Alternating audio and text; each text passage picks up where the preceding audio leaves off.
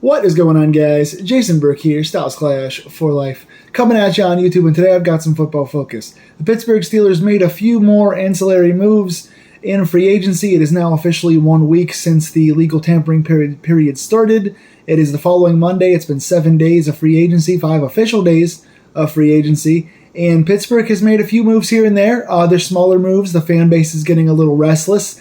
Pittsburgh did sign their QB. They've got a quarterback, but it is not the quarterback people expected us to have nor wanted us to have amongst the Aaron Rodgers, Russell Wilson drama. So I'm going to talk about 3 signings we have made here in the past. I've already, on this video, talked all about the DK Metcalf trade. That video is listed on my channel from last week. I've also talked about picking up Darius Slay from the Eagles as our new CB2.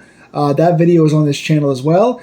In that video, I also talked about, I have another video talking about Kenneth Gainwell and the Ravens linebacker that we signed, and a couple of the guys that have signed elsewhere, like Najee Harris and Dan Moore, and talked about kind of the positives and negatives of the guys we've signed and the guys we've lost so far. There are 3 videos from last week on this channel already. Go back and check those out. Today I want to talk about the remaining signings we have made since day 3 on. So this is Wednesday up until today as I record this on Monday the 17th.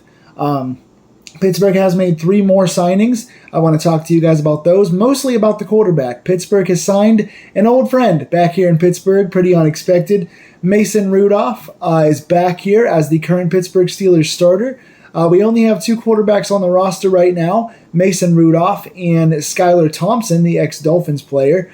So Mason obviously is the current starter. It is not the most ideal starter in the world, but he does have Pittsburgh Steelers starting experience, most notably 2 years ago when it was Kenny Pickett was here and he got hurt, and Mitch Trubisky wasn't playing well. It was the Mitch Mason and Kenny era, where Mason Rudolph came in for the final, 4 games and won us all 4 games, getting us into the playoffs, starting a playoff game for us against, Buffalo, who beat us pretty badly. But Mason Rudolph was kind of the hero for saving Christmas 2 years ago, and then he went off to play in Tennessee, and a lot of fans wanted to see Mason get a contract. They thought that he earned himself another contract by playing so well in those 4 games and playing our best stretch of quarterback play since Big Ben retired.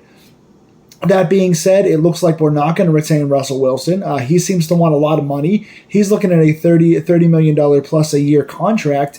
He's talked to the Giants, and they haven't taken him in yet. He went to Cleveland and visited with Cleveland. They seem to say no thank you from all reports given so far, so he's still out there. And Aaron Rodgers is not committing. Not only is he not committing to Pittsburgh and kind of making Pittsburgh and the Giants and a few other teams kind of wait to see what he's going to do, but now Minnesota has popped up on the board. Since getting rid of Sam Darnold, Minnesota is a potential place for him to land, and he's kind of, it looks like, leaning toward them, but he's doing the thing that Rodgers always does and making teams wait for his response. Very Brett Favre-like of Aaron Rodgers. And it seems that Rodgers, the asking price for him looks to be upwards of $30 million.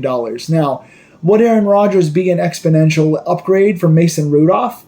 I think so, yes. Would he be an upgrade from all of our quarterback play last year, especially the last month of last year? Yes. But is he worth $30 million for a guy that's aging and he's only going to play one or two more years in the NFL?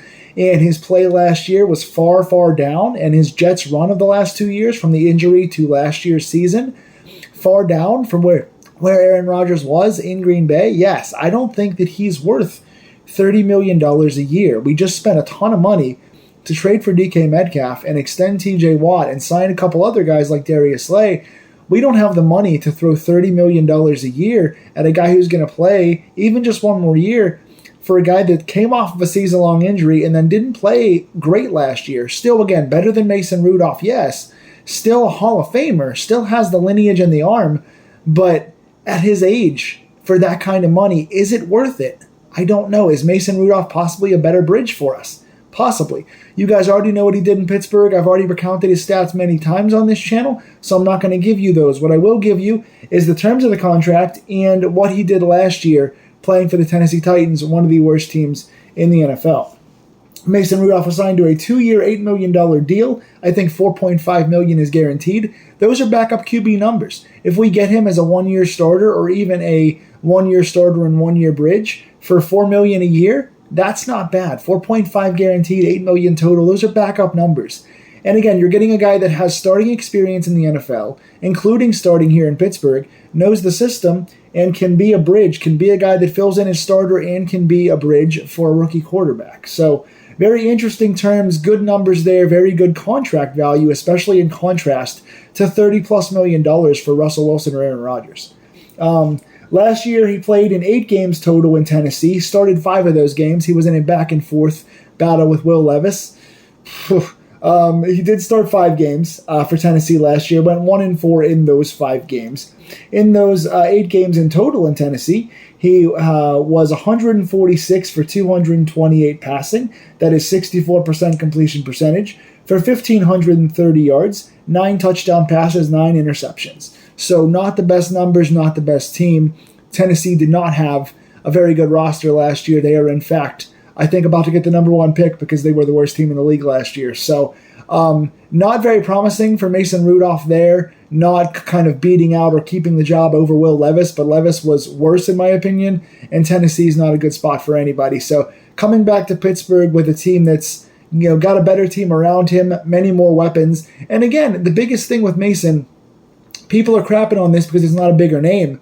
But again, for the money versus what Aaron Rodgers wants, it's a better value. Rodgers is the better quarterback even at this age, but Mason is the better value. And again, he's got starting experience, and people loved him 2 years ago when he got, or I should say last offseason, when he got let go to go play in Tennessee. People were sad because they loved that 4-game stretch that he had. It's a small sample size, but in that time, and even in Tennessee, we saw Mason Rudolph's got arm strength. He's not afraid to throw over the middle of the field, which we didn't see a lot of from Justin Fields when he played. He was more conservative, and Russell Wilson never uses the middle of the field. That's his biggest criticism.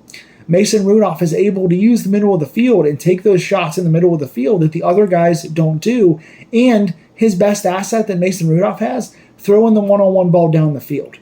Very much like Russell Wilson previously, who showed us this year he took a step back and was not as good at those moon balls. Good stretch at the beginning of the season last year, not very good at the end. But Mason Rudolph throws those good one-on-one balls and gave George Pickens a lot of opportunities last year. George and Deontay, 2 years ago. George and Deontay, when they were here with Mason Rudolph, those guys were getting a lot of deep plays, a lot of deep shots down the field. I went to that first Cincinnati game when George Pickens had 200 yards and multiple touchdowns, and Mason Rudolph shined on the one-on-one opportunities. Now you have 2 of the biggest physical threats on the outside with Pickens and DK. We'll see if Pickens stays here. But Pickens and DK on the outside. And then you've got Calvin Austin, one of the fastest guys in the NFL, who's a good competitive catcher. And then Pat Freiermuth. You've got targets over the middle of the field that can make plays in kind of crowded areas. And then you've got 2 big physical beasts on the outside who are known for bodying guys and using their hands. Those play to Mason Rudolph's strengths. Could he get us by this year? Could he get us 10 wins? Yes. The problem is the Pittsburgh fan culture wants, a clear playoff win this year. Pittsburgh fans are tired of 9-8, 10-7. And that's where Mason is going to get you. Mason's going to get you 9 to 10 wins, a wild card berth, in a first-round playoff game. Can he get us over the hump? Can he get us the 11 and 12 wins? Can he get us a playoff victory? I don't know. I don't think so necessarily. But now the door is also open. If, God forbid, Mason doesn't play that well or gets hurt, the door is open now for Pittsburgh to draft a quarterback. The problem with that is that we did trade our second-round pick away. I don't justify any of these quarterbacks, minus Cam Ward going first overall. I don't justify any of these quarterbacks, Jackson Dart, Jalen Milroe, Tyler Shuck. Who else? Who else is out there? Quinn Ewers, who the Steelers like a lot. He's my number 2 quarterback in this draft. But none of those guys warrant a first-round pick. I don't think picking those guys at 21 is good value. I don't think they're worth that. It's kind of a Kenny Pickett-esque reach. But I don't think a lot of these guys are going to be around when Pittsburgh picks in the 3rd round. So they need a second-round pick to get a guy if you want to take a chance on a guy this year. Or do you just go with Mason this year, hope he stays healthy, and go for a quarterback in next year's stacked class? Those are the questions. But I think the option of going back to Mason for 1 year as starter and then Mason backing up a rookie like Quinn Ewers or Jackson Dart could be the option for this year. So people don't like it, but in reality, again, the value versus a superstar and the experience here and his strengths being what Pittsburgh has on its roster right now, those are not bad things for Mason Rudolph. It's not the worst move in the world. Speaking of other moves the Steeler fan base is getting restless on that I think are solid, Pittsburgh signed 2 more depth pieces that they need, and people were going, who's that? That's not a big name. Why are they getting these guys? Oh, they need this guy. They need this guy. They need offensive line. First of all, Pittsburgh can't just sign a bunch of superstars at every level. They're not going to have 5 Sauce Gardners playing cornerback. They're not going to sign 5 Myles Garretts at linebacker. That's not possible or feasible, and it's not what Pittsburgh usually does. They sign solid veteran depth pieces who can play if they need to and fill in where they need to. That's what Pittsburgh does, and that's what makes sense in the NFL. Pittsburgh signed 2 spots, and also signing these guys doesn't mean Pittsburgh can't go after another guy. Pittsburgh can still sign an offensive lineman or another quarterback because they're getting good bargains on these guys. Pittsburgh signed Brandon Echols, who is a backup cornerback for the Jets. He's played so far 4 years in the NFL, all with the New York Jets.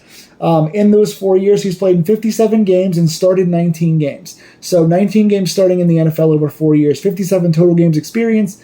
And in that time, he's gotten 122 tackles, a fumble recovery, 5 interceptions, and 2 interceptions returned for touchdowns. So the guy gets picks, and he gets pick sixes. He did have one of the best picks I saw last year when he was one-on-one across the middle with the guy, bodied the guy, got in good position, stole the ball away with one hand, and just ripped it out of the guy's hands in midair. He's got a few pick sixes as well, so the guy can make plays. He's a good physical outside corner who gets himself in decent position. He does struggle against the bigger name wide receivers, but so did our guys last year. Dante Jackson had a good year for us and got picks, and then struggled against Jamar Chase. That's going to happen. Braden Echols, again, 19 starts in his career, 5 picks, 2 pick sixes. The guy makes plays, and he's now joining a nice field of depth. Pittsburgh needed another corner to play back there. Hopefully that means that we have a pretty solid roster back there. We have our 2 starters already, JPJ and Darius Slay, and then, of course, you've got Beanie Bishop at the slot. And now for your backup outside guys, you've got Corey Trice, who has a lot of potential but can't stay healthy so far. You got Ryan Watts returning from injury, who looked very good as a hitter and cover guy, physical guy, who got hurt last year in preseason, who's returning for us. And now you add Brandon Echols, who's got starting experience and gotten some turnovers. Not a bad piece. A nice backup piece there.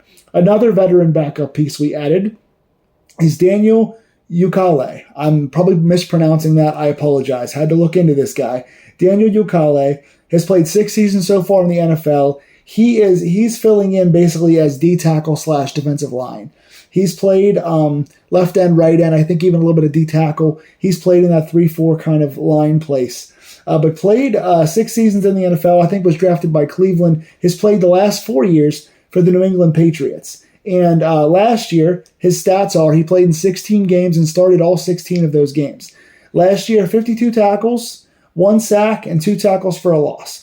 So, again, the guy is not like this amazing guy, but he's got pretty good strength, and he's a good block shedder. He gets off his blocks. He tackles in the running game pretty well. He's gotten 3 or 4 QB hits, including a sack last year, so the guy can do some pass pressure. He's mainly a run stuffer, but again, a good block shedder and a good guy back there with 16 starts last year who have 52 tackles. He's prevalent in the run game. He can chase guys down from behind. He's a solid player that's going to be in the mix with guys like Dean Lowry, DeMarvin Leal if he comes back healthy, Isaiah Loudermilk. He's a good veteran piece to go back behind guys like Cam and Keanu Benton. So yes, we still need to draft, and preferably first-round pick, draft a big D tackle to replace Benton and have Benton and Cam be the guys on the outside.